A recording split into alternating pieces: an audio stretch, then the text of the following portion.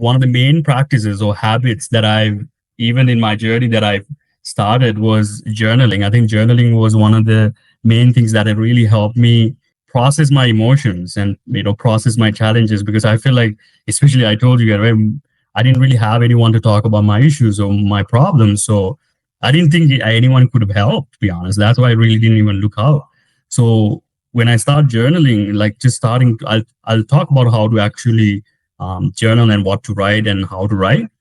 But these are one of the main things that really help me process my emotions, because otherwise a lot of these challenges and conflicts that I was going through was just in my mind, and I didn't have a place to put it or work through it.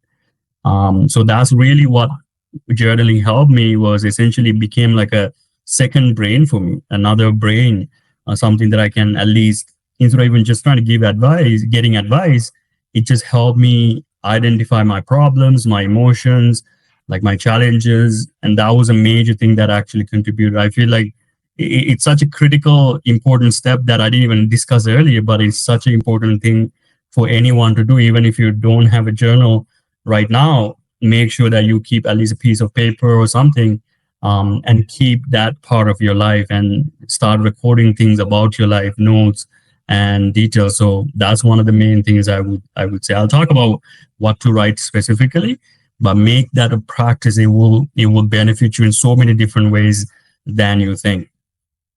And self-reflection aspect and mindfulness and growth. So you will see, major skill that I believe, especially executives or leaders, they need is ability to be self-aware. Self-awareness lead to better problem solving skills, creativity, decision making, all of these, right? So you will see probably in your field, even though people have specific titles, but they're not really self-aware how their actions and thoughts, even words, affect one another, right? So that's really why I even bring this up, for especially for executive. If you're working with other executive or leaders, even encourage them to start, note taking and figuring out what they're even thinking, because many people think or show their emotions really observing how they affect other people, even affecting them, right? Like especially emotion like anger, irritation can have a very detrimental effect on their personal life and their work life as well. And many people think it's okay to react that. But you will see things like irritation, anger, these type of emotions comes from emotions being suppressed and certain challenges not being solved properly. So having a place to write things down, process your challenges, process your emotions, become a very critical factor, especially when you're growing in your career, when you become, either project managers or directors or even VPs, even go higher and higher, right?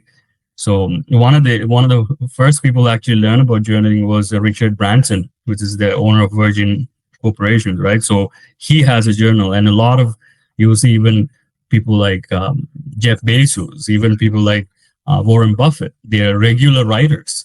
They write all the time, especially to their stakeholders. So they say that they took the whole this writing skill from journaling, just simply writing about ideas, right? So major influential factor if you're going into leadership roles in the future. I mean, most of us here, that's what we're looking for, right? Not only to get to those roles, but also actually how do you thrive in it? How do you become a good leader that actually you serve other people the right way?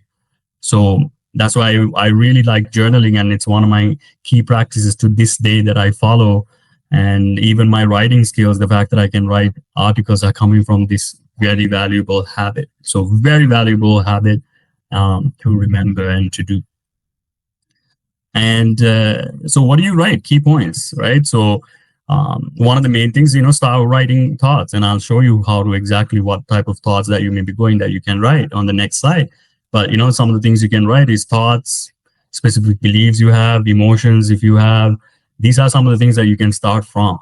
So externalizing your thoughts or beliefs or emotions helps you actually free your mind. So instead of you living with all these, problems and challenges and issues, having a place to write things down literally actually empty the mind. So when you empty the mind, it works better, right? So that's a very important aspect to remember. It's an important thing to remember. So that's very, it's for me, it has been one of the main things that have been able to improve my own mind is because I've been continually writing about my emotions, my thoughts, my beliefs.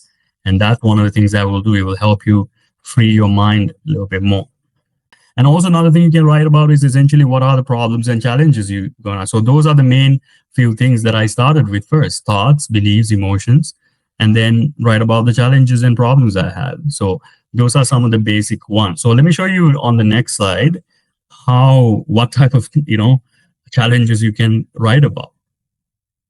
So some people have, anxiety issues, right? So people, if you have, anything you agree with here, you can start writing them out, right? I feel anxious about the future, or I struggle with, self-doubt and low confidence, whatever it may be, right? So things like I feel lonely and disconnected from us, whatever you feel like that you need to write down that you can externalize, that's really the key first. We're going to talk about how to do goal setting, how to solve these problems one by one.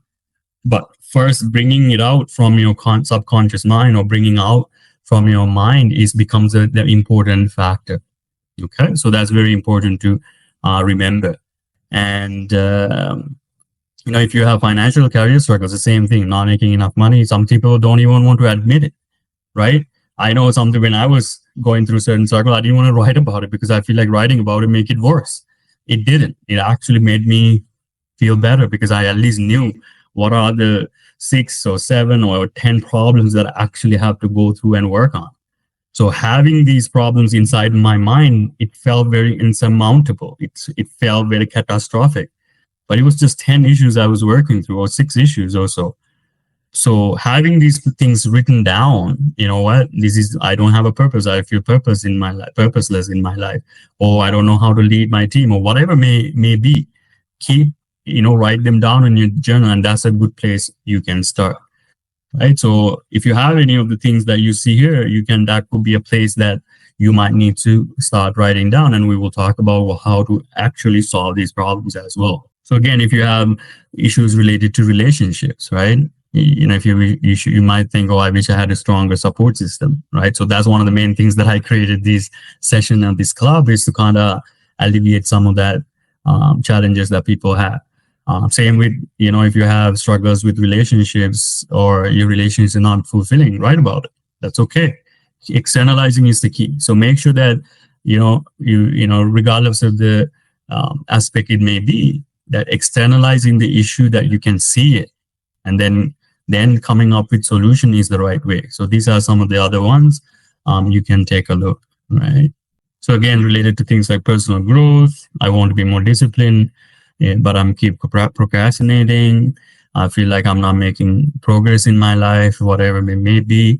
I struggle with, forgiving myself for the past mistake. That could be one.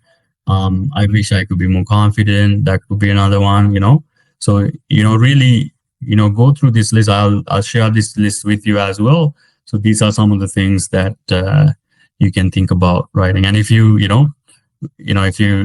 believe in God, and if you feel disconnected, same thing. You can literally write how you feel, right? I feel like I'm not making progress, right? And then what are you feeling that about in life? You don't feel like you're making progress in life. So you have struggled with forgiving, okay? That may be. And then you can write down what are you struggling with. So you use that format to just simply write down what are you actually having problems with. And see if you can write about a couple if you have any, right? So you might not, but if you do have some, everybody have a few things that they're working on, right? So, this slide might be valuable for those who are, running companies and improving their companies. So these are some of the things that you can see, okay, what's in my mind? What is affecting my mind right now? So, if you're in building business right now, you might think, oh, I can't attract enough customers to grow my business. What do? I feel stuck. I don't know how to scale my business.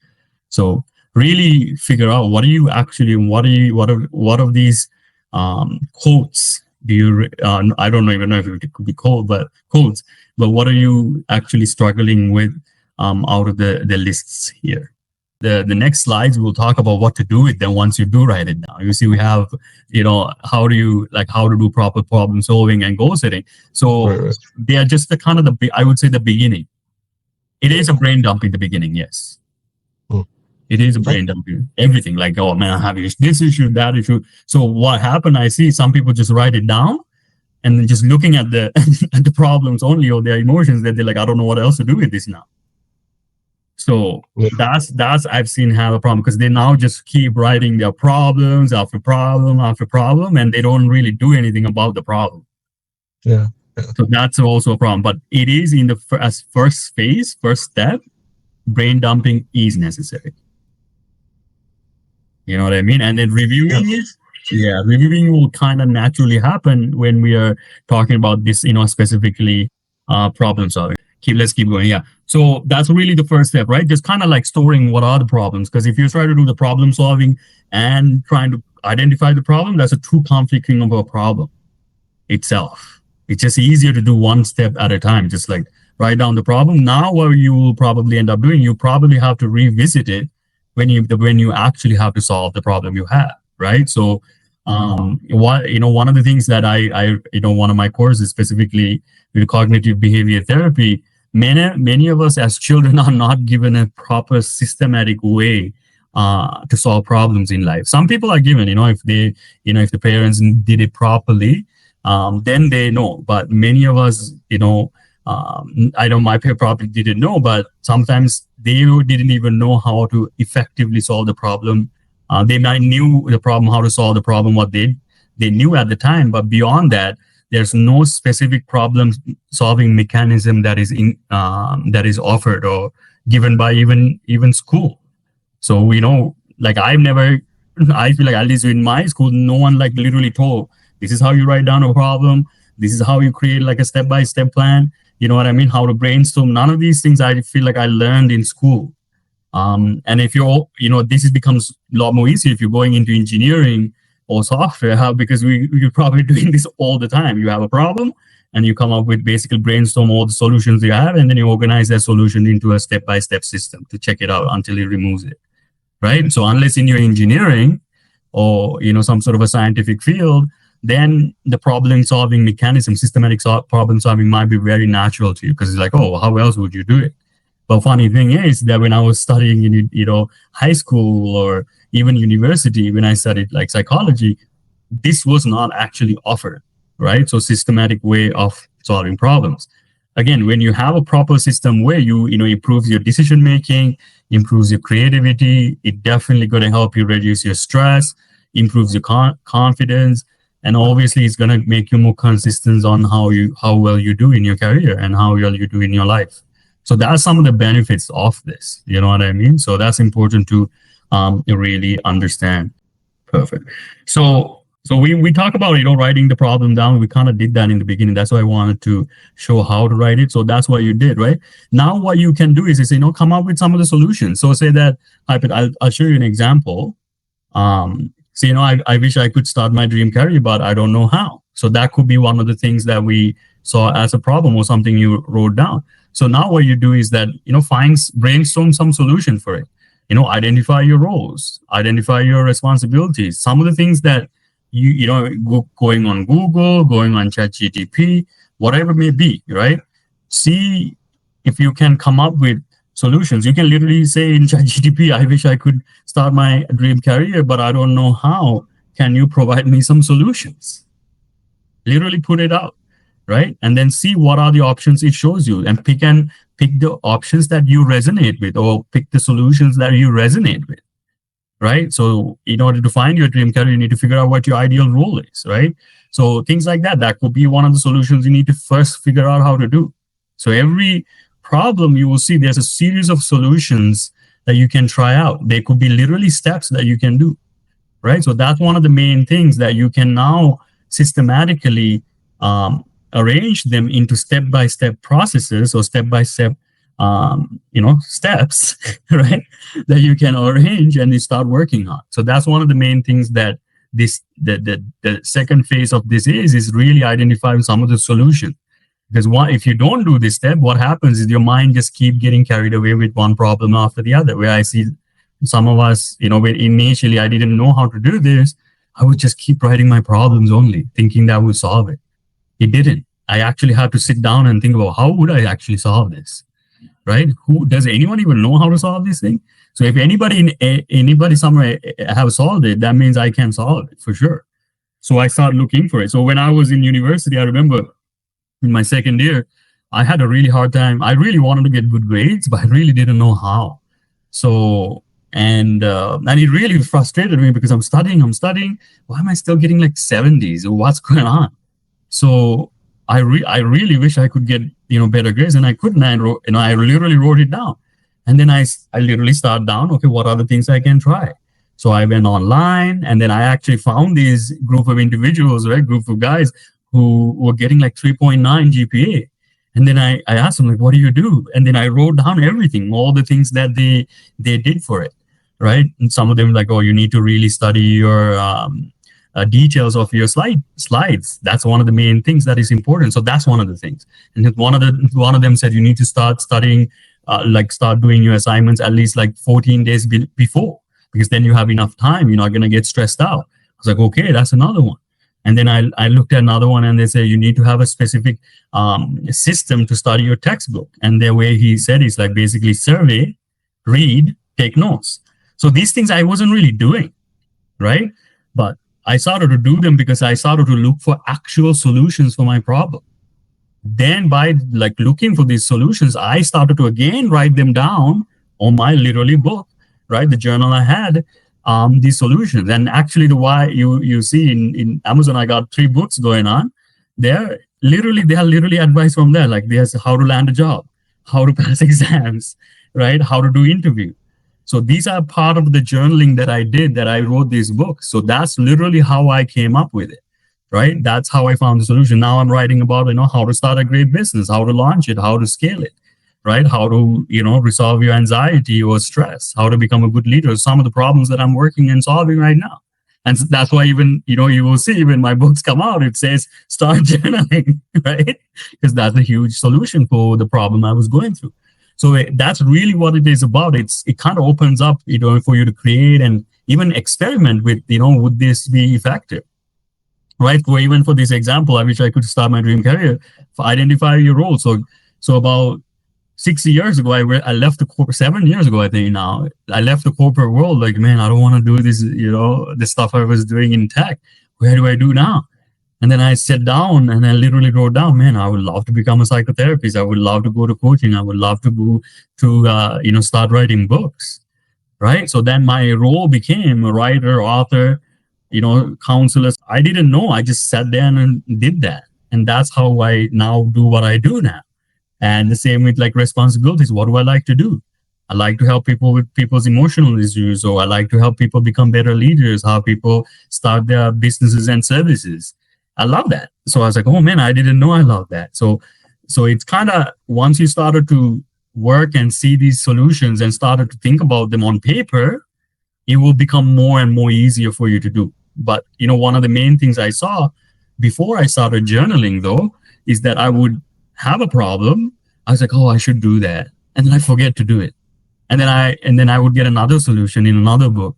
Oh, I should do, then I do it. And it because it's not, there's no logical steps, I would do it. Then I would forget about that I did that. Or I was like, oh, it's effective. I would only just do that. And then over time, it's not going to be effective for the rest of the problem side of the problem, right? So that's really what I found, is that systemizing issue, like, problem, here are 6 steps I can take. Like organizing, keeping in one place really helped me check out which one did I check against this problem. Okay, I checked this one didn't work. Okay, how about check this one? Oh, that works. I should keep that one, right? So having that record really helped me to repeat what I need to do to solve a problem when it does come up later on in my career, in my life, right? So that's one of the key things that I want to leave you with, is write down the solutions so you can see which one is actually effective, which one's not for you. Because otherwise, I know I did a lot of redundancies, kept reading books after book after book, looking for solutions, didn't help. And then I realized, like, there's basic stuff I got to find. Okay, what are 6 things I can do about this problem? Best 6 things I can do. And then I went online, find the books and write it and tried it. And then I now I have like, even for like helping people, start their career, there's like 8 things that they got to do to make sure that happens, right? So, and that's what really matters. That's bring the greatest results. So knowing and writing a solution does become a huge aspect of journaling. This is one of the main things you will see. Like I said, it's like a lot of us are not taught this skill, and you know, easiest way to kind of master it, just write down your problem and go on ChatGPT and it's like, how would I solve this problem? Right? Even Google or ChatGPT, just casually ask and then see which one of these options that I can implement right now. List them out in that way, right? Simple as that, right? And then start putting on your journal. This is what I'm gonna do. Check. There's another one. Put another checkbox. If you've done it, check it. Right. So keep going with that and see if that system works for you. Okay. That's one of the books I wrote called How to Study Checklist, one of my first book, because it is a checklist. If you do the stuff in there, it's natural that you'll get good grades in your classes. So that's one of the first ones I read, and then that's what was effective for me to help people with get better grades even to this day. So that's the problem solving aspect of it. So, and the other aspect is essentially the power of goal setting. I know we can talk a bit about this for a long time, but this is for more, I would say, for long term, right? When if you have, I consider like problem solving is when you have immediate problems, because usually immediate problems what gives emotional issues that you feel confused about something. So immediate problems are like what I call the problem solving system. But this is goal setting. So this is how do you plan your life? How do you plan your career? Right? How do you actually, create a way that, if you were to write a book might not be a problem for you, right? Generating an income might be, landing a job might be, but writing a book not might not be, right? Even for other certain people, it's launching a business might not be an immediate solution for a problem, but it is a goal people have, right? So there's a little difference between goal setting and problem solving. Goal setting focus on a little bit more future aspects of things, right? But it is, as a leader, becomes one of the most critical skills, especially if you're going into director or even VP, even SVP, or even higher levels. You are responsible for plan out your direction, your vision, right? It's an inevitable skill that you will need to master. So it is important to learn how to do proper scientific way to set goals and plan things out, because it can give you a lot of clarity and focus on what you do need to do, right? And also goal setting is a major factor that improves your motivation, persistence, and also gives you a way to do measurable progress. So these are one of the main things, some of the benefits associated with goal setting. So key points with regards to that. So what I say to, if you're new to, completely new to goal setting, right? Or you haven't done it in a long time, write down some of the goals that you do want to accomplish. So what are some 10 to 20 most exciting goals that you want to accomplish in your life, right? You can start with the challenges you have. I want to land a job. I want to launch a business. I want to grow my business more. Even could be, I want to have more peace of mind in my life, more happiness, right? That could be a goal. That's actually one of the main goals I tell people to prioritize. So we'll talk about them on our next slide. But, spend the time to write down 10 to 20 most exciting goals that you want to accomplish in your life. You can put it, I like to write a book. I like to land a job in this. So I want to become a VP one day, or I want to have 100 clients one day. It could be things like that, right? But we'll talk about, it could be even things like I want more happiness in my life. I want more peace. I want to, if you're, religious, I want to be closer to God, right? So, or, I want to, travel these places. Just go and, it's okay to write it as I want to, I wish. It's okay.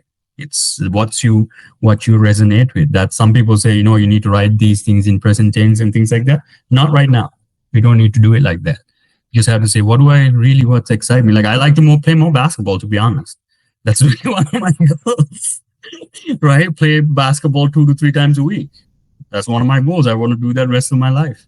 So that's a very exciting goal for me, right? So I'm also want to write certain number of books. That's a very exciting goal for me. So, start with what's exciting for you. That's one of the main things that will help you accomplish the goal and help you become more consistent is finding things that excites you, that brings you joy, right? Like I said, basketball is a major thing, major activity that brings me joy. And one of the goals I want to do also, have my own team and have, play, like in a league one day, right? So that's really fun for me. So that's really one of the fun goals I have. And I also want to, build a certain, consulting company that helps with people, their mind, their leadership, and their work. So that's also another goal. So things like that, right? So it could be any variety of things. And one of the things that, like we just talked about, right? Identifying 2 to 3 major goals to target on that 90 days at a time has been one of the most effective ways what I've seen. So many people have, yearly goals or 5-year goals. I mean, they're great. What I found to be the most effective is plan quarter by quarter. And again, this is something I learned from Jeff Bezos. While he does plans 10 years at a time, he has segmented his goals specifically, quarter by quarter. So 2025 Q1 is the quarter one. So quarter one goes from January till end of March, right? So our quarter is kind of ending for this year, right? The first quarter is changing. Q1 is finishing up, and then then you do Q2. So what I've discovered is that Jeff Bezos, Amazon, he plans for like three years. So that means 12 quarters at a time. At least plan things out. I mean, we don't need to do that yet, but that's how extensive he plans out. And he knows that he said now I think he's doing longer than that. He's doing all the way to 10 years. I don't know whether he's doing it like quarter by quarter, but one of the things he said that he does plan 12 quarters at a time, because he says that in order for something to manifest or in order something to come through, that especially some sort of a larger goal, it does takes about 12 quarters or 3 years. But some goals are not like that. It could be much faster, but that's something I learned from him, was to plan 90 days at a time and focus on 2 to 3 major goals that you can go after, you can hit, right? So I mean, you can put more goals once you have completed all the tasks associated with those 2 to 3 goals first. Plan 2 to 3 goals, but if you hit any of those goals, then you can add another goal on that, right? So that's one of the main things that I discovered. And having a lot of goals actually dilutes your energy and effort. So I'm also trying. I have like 6 goals that I'm working on right now, to be honest. But I'm kind of now, concised into like 4. So I'm trying to concise it to 3 more, right? So that makes it easier for me. So that's something that you can do. Okay, what do you want to do? Okay, I want to land a job, or I want to land, like for Izulu's case, it could be like I want to land 3 clients that are anchor clients, right? That could be a major goal. And then what are the list of actions you can do? So before we even get the list of actions, what is the reason for that? So Izulu gave a great example. It will be, it will help him stabilize his company, right? Stabilize his revenue. So that's a great reason, right? So having reasons for each of the goals are important, because it helps you identify, okay, what are the things I should prioritize? Not every goal is valuable. Like for me, I realized for my career, running these sessions is really valuable, because eventually I want to become a public speaker, right? So having this practice and getting feedback and improving my speech and helping people with actual problem is a major goal for me, right? That's why I make sure these, talks, these, conversations are happening every week, because it is an important goal. So every, because I started in the mid quarter, right? So I have another, I think about 3 or 4 sessions of these. So every Sundays we're going to be doing this, because it is one of my most valuable goals that I have set for myself, right? So that's one of the things, that it is important for my public speaking, for my career, and so forth. So those are my reasons. So the actions, right? The actions that we talked about, running this event, preparing for the event, right? Book, inviting people. So those are the 3 tasks, right? For every week I got to do, right? Inviting, prepping the slides, and then running the event. And then I probably have, in order to make it even like follow-up. So you probably get a follow-up saying, how is it going? How did it go for you? Or, can you give a little review? Or What would you like to see next? So those might be some of the steps that I might be adding as well, to make it improve my goal, right? So think about some of the actions that you can take as well. So each goal should generally, if you're working on it, right, you should think about, okay, what are the 10 actions that I should be taking? So even me just doing, these sessions every week, say that we have 12 sessions, every session going to have 3 tasks, right? Um, Invite people, prepare for event, and then run the event. So that's 36 tasks in that quarter that I have to focus on completing for that one goal, right? So you can track that, measure that. How did you do that? Did you do it? You have 80% success, 90% success. You can really track it. But that's why the value of writing them down is that you can literally see the actions that you have completed. Okay. Right. So key, like I said, start with the 10 to 20 most exciting goals for your life overall. Narrow it down to, okay, what are you going to accomplish in the 2 to 3 90-day period? And what are your reasons for this goal? So your subconscious mind will start getting activated. And then what are the actions you can take? Again, actions are very important factor when you're setting goals and accomplishing them. Okay. So something for you to remember. So this is one of the other cool examples that I actually learned from about goal setting from Jeff Bezos. This is actually one of the most effective systems I've identified. Like that would help me identify my goals. So, Jeff Bezos say, if you were to project yourself to 100 years old, what did you wish you have accomplished, right? So then I wondered that, what if I'm 100 or if I'm 80 years old, what do I wish accomplished? And I'm like, I wish I wrote some books, I help people. What type of legacy I want to lead? I didn't even think about legacy. Like I just asked, like, what do I want to accomplish? What do I wish that I did? So that really helped me figure out what those 10 to 20 goals, or whatever there may be the amount of goals you want. That really helped me kind of identify that, right? So think about that question. Project yourself to think that you're 80 or 100 years old, or when you look around you, when you think about what you have done with your life, what do you wish you accomplished, right? So think about that. That's a great question to ask yourself when you want to identify or align you with your highest self. All right. So let's see. What do we have next? So some of the goals, some of my personal points that I would recommend for anyone is, start focusing on first happiness, peace, joy, truth, and curiosity. I think that's one of the main things I valued was I created, or I set up peace and happiness to be my primary goal. So I don't want every quarter I have happiness and peace and joy, because that's a major. I mean, if I'm not happy and I'm still hitting other goals, what's the point? I'm still unhappy, right? So over the years, I learned to write down, okay, no, I want happiness, I want peace and joy. Then I write all the other goals down. Right. So that's one of the main things. So if you're connecting with the happiness, that could be it, or peace, for me, that's my main thing, because I want peace of mind before I can do, before I want anything else. So that's one of the major things that I write down. And same with for me, for, joy and having joy in my life. And you can also say, what, I want truth in my life. I want curiosity and excitement. So be it, write it down, what it is that you want. And then write down, okay, why you want that, because life would be better if you had happiness, if you had peace. True. And then write down some of the things that you can do. Maybe you can say, if you're looking for peace in a spiritual way, what, I want to meditate more, or I want to go to church, or I want to go to temple more, right? And I want to, see my family or see my friends more. That might bring you peace. So what are these things that might make you more happy? Might be, some of the actions you can write down over time.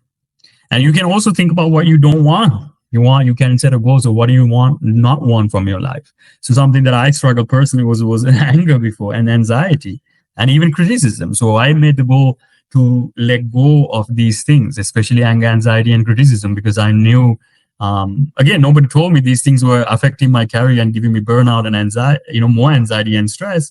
So I set it as a goal to do that. So first primary goals I said for my quarter is, remove, let go of happiness, let go of anger, let go of, focus on happiness, right? Focus on happiness and joy, and peace, but then let go of things like anger, anxiety, and criticism if I can, right?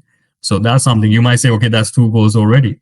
I usually have these by default, and then I add another three more. So, these things now it's so part of my how I doing. I write them anyway, but you can say, if you want, you can, keep, let go, focus on happiness could be a goal that is in addition to the three goals you'll be setting. Or letting go of anger could be in addition to the 2 to 3 goals you'll be setting. So that's either way, I still set them out to just to show my subconscious mind, show my mind, these are the things that is valuable to me. These are the things that are important to me. So focus on these things. Okay. So that's something that I personally practice, and then I focus on my goals that bring me excitement and joy and happiness. So you can see that my goals themselves are very aligned with my goal number one. So I find goals that bring me relief or give me joy, give me happiness, give me peace, right? So that's how I kind of orient my goals, and also focus on creating goals that bring not just good for me, but greater good for all. Like even when I'm launching businesses, I'm thinking, okay, how would it benefit others, right? Playing sports, how can it benefit? Okay, if I'm not playing with other people and if I'm not hurting other people, I'm happy about that, right? So you can think about, finding goals that bring greater good for all, because I found in my own experiences that the more you work on goals that bring greater good for all, the more likely that it will happen. But there's many things, especially if you're looking to get a job, if you're looking to, build and scale businesses, right? If you want to spend more time with people, if you want to find a partner, that's usually for greater good for all, right? You might think, oh, it's for me, but your actions might be helping other people as well, especially if you're launching businesses. If you're going to find a career that you want, you probably end up helping a lot of people on the way. So naturally, most of people's goals bring greater good for all. But what I've seen is that if you can actually see that, you're more likely to follow through with the goal, but also more likely the goal will become manifested for you, because I found this nature has a way of rewarding you when the goals does bring greater good for all. Okay, so a tip for you to remember when you're setting goals. Okay, so this is something I think we're going to have two more concepts that we'll be talking about. So basically, we're going to be talking about the power of physical exercise. I know this is something, some of you may be doing, some of you may not be.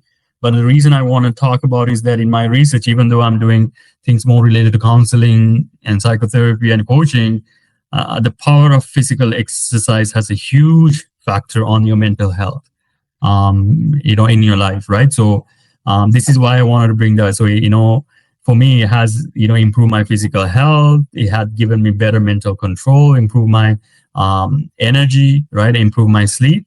So that's one of the main things that really helped me. Yeah. So one of the main things that it helped me was, helping me sleep better. And then it gives me more energy to take action. Right. And I'll tell you one of the things that how I create my program, but these are one of the main things that physical exercises personally have helped me. And there's a lot of scientific research that showcases or that shows, especially when, like I said, if you're in executive role or if you're, just, starting your career, where you are, it can have a huge impact in your mental health and especially mental well-being.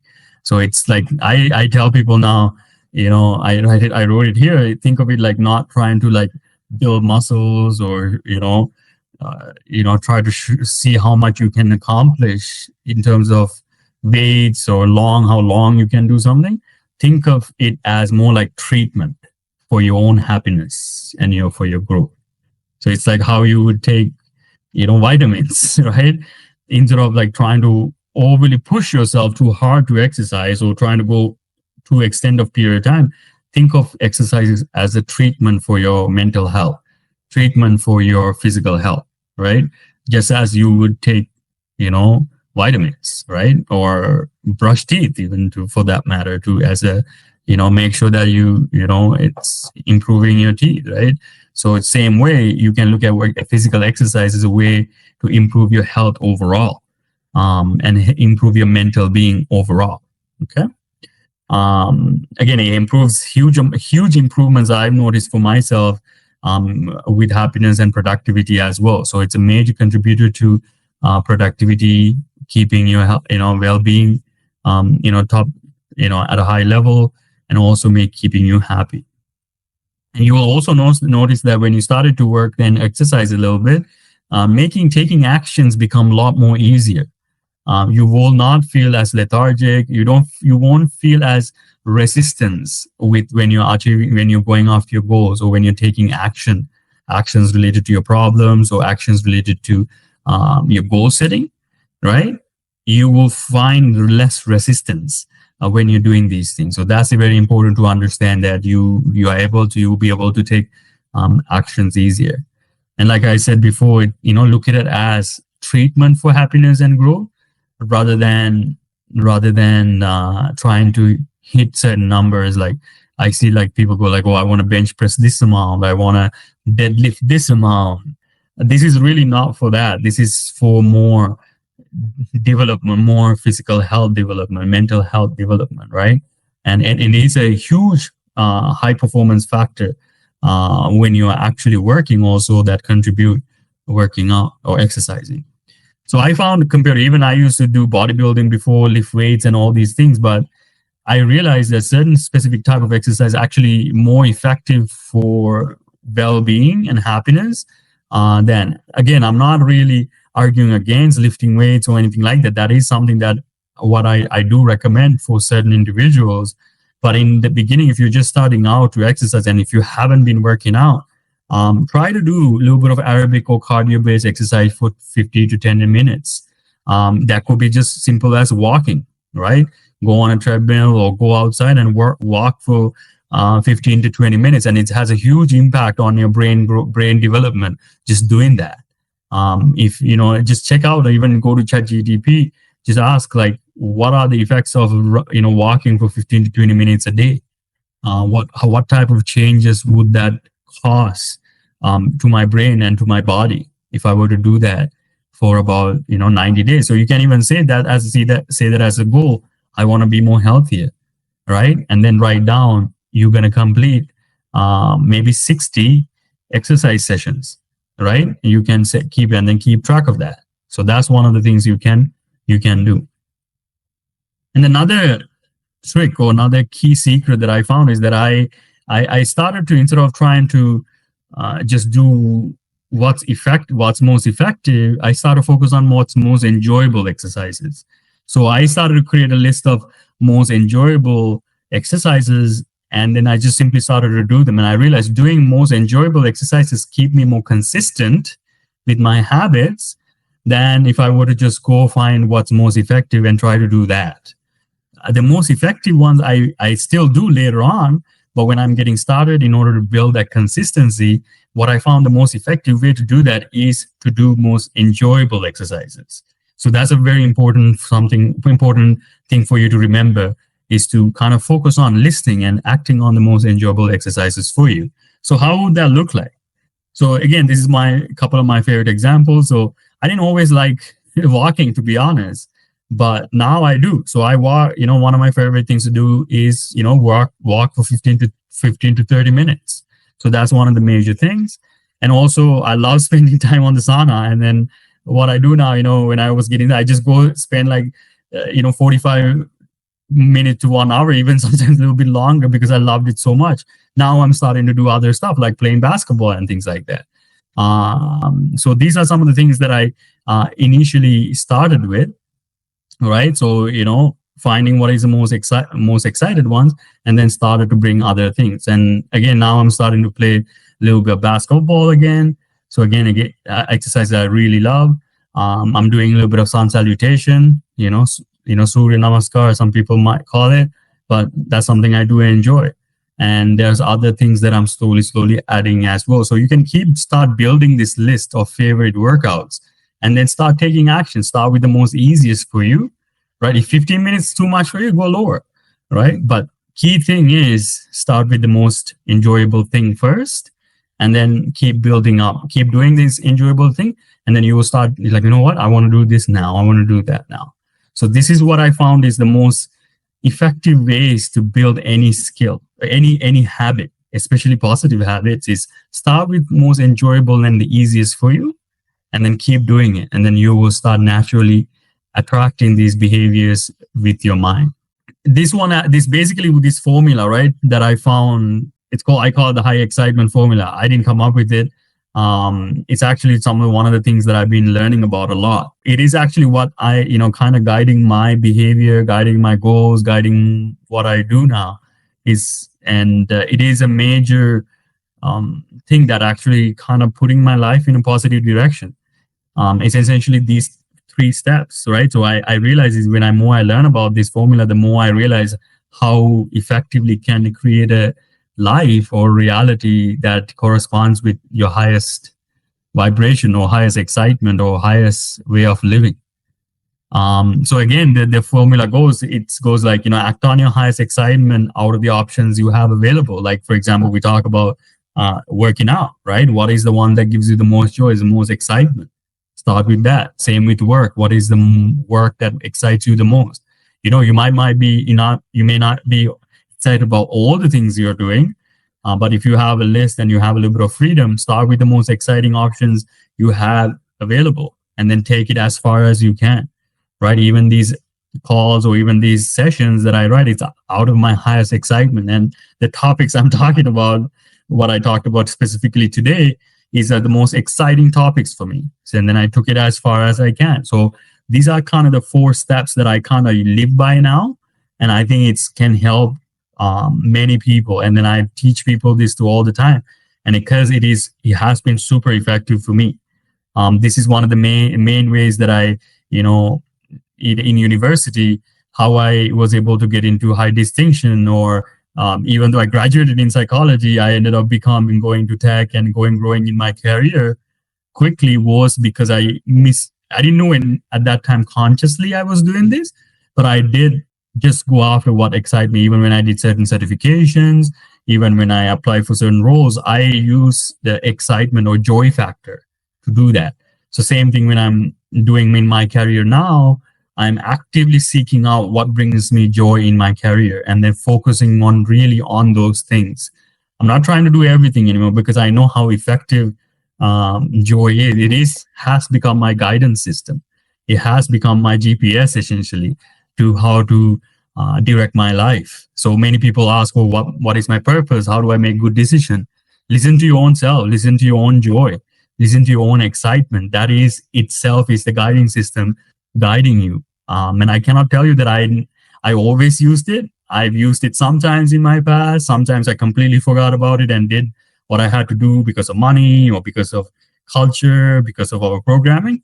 But what I found was the more I live out of my excitement, live out of my joy, the more easier to solve my problems, the more easier to achieve my goals, the more easier for me to go in the direction in my life that I want to. Okay, so that's something that I teach. This is because it's been really effective method for me. And another thing I learned is that don't insist in when you're working on this, using this system, don't insist on a specific outcome, because when you start to take action and you keep insisting on a specific outcome, it's going to bring you unnecessary stress and burnout.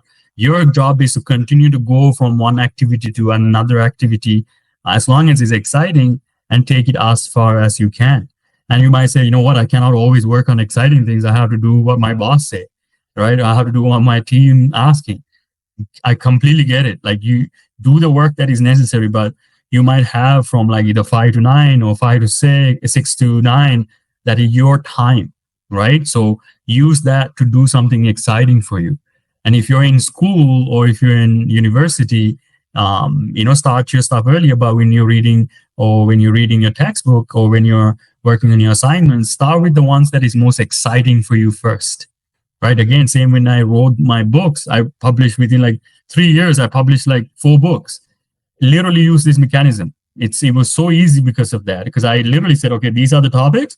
What is the most exciting topic I can work on today? And then what's the next one? What's the next one? And so forth. So that's what have been my major GPS to accomplish what I'm accomplishing. But I'm not saying that's life is about accomplishment. It just, I don't even feel I accomplished too much. What I just did was just did what was fun for me, what was joyful for me.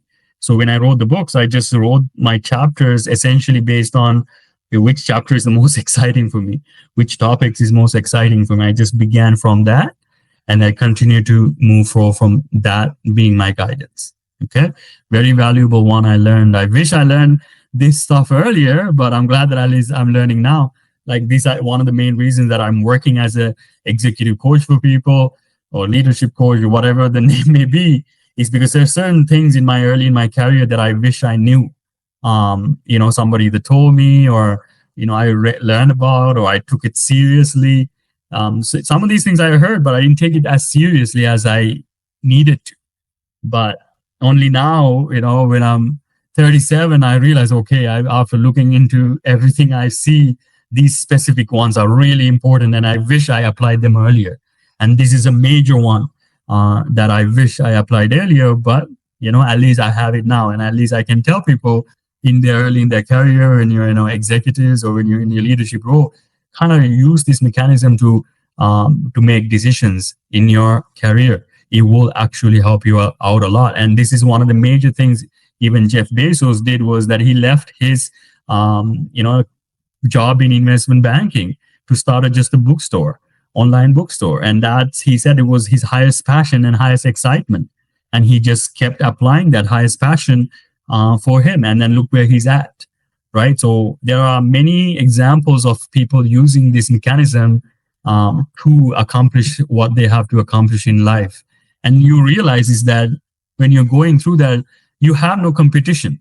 You're not competing with anyone. You're not trying to outdo somebody. You're not even competing yourself and from your past. So you realize this literally creates a very specific advantage for you that either people cannot simply replicate you when you live out of your life out of excitement and joy. Okay, so that's a major find for me, major discovery that really helped my life. And that's what I wanted to share with you, because it can have a positive effect, very much so positive effect in your life if you continue to apply that. Okay. And then other aspect, I'm like, no matter what the outcomes are, stay positive. One of the things I say, what, if it doesn't go my, okay, that's for the greater good anyway. That's telling me what I shouldn't be doing. Right. So I never look at as, I'm making mistakes. I was like, I now realize, even when I, work in, or, tech or, at marketing, sometimes I used to think, oh, did I do the right thing by going into tech or marketing? I used to feel bad because I did that, because I wish I would have been in psychology or psychotherapy earlier. But now I went through these experiences. I've gathered experiences that is, not be able to replicate by others. So I have experience now in tech and marketing and investment management, right? And now also in psychology and psychotherapy and coaching and leadership coaching, right? So these type of stuff that's keep now adding together and giving me a very specific advantage.